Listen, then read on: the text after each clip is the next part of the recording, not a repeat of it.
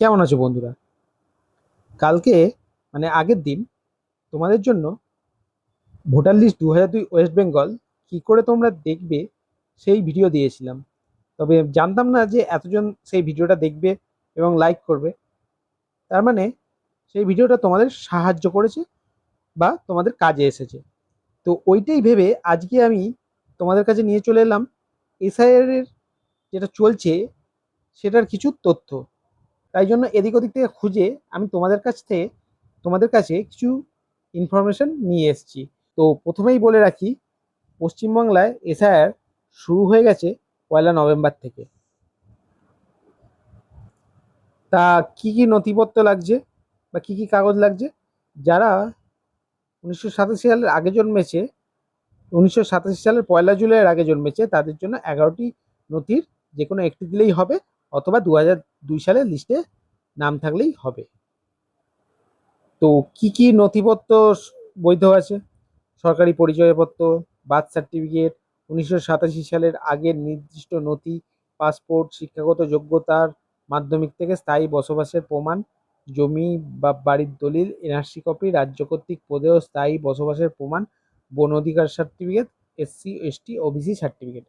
আর জন্ম যাদের 1987 সালের 1 জুলাই থেকে 2002 সালের 1 জানুয়ারির মধ্যে, তারা নিজের সপক্ষে একটি নথি এবং বাবা মায়ের সপক্ষে একটি নথি, অথবা 2002 সালের ভোটার লিস্টে বাবা মায়ের নাম থাকলে কেবল তার প্রমাণ দিলেই হবে।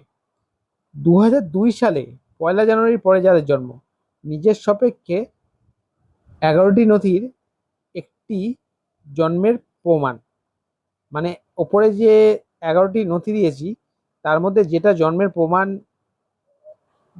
দেখাতে পারবে, মানে এভিডেন্স দিতে পারবে, সেই রকম একটা ইয়ে তোমার কপি বা নথি তোমাদের ফর্মের সঙ্গে দিতে হবে।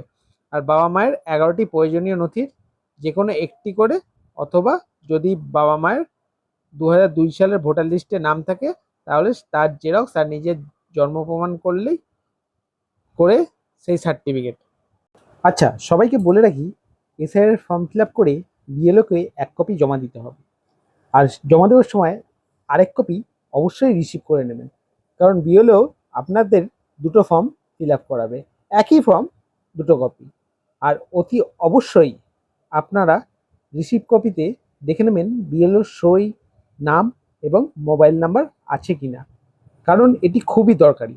পরবর্তীকালে যদি ফাইনাল লিস্টে আপনার নাম না ওঠে, তখন এটা আপনি প্রমাণ হিসেবে দাখিল করতে পারবেন।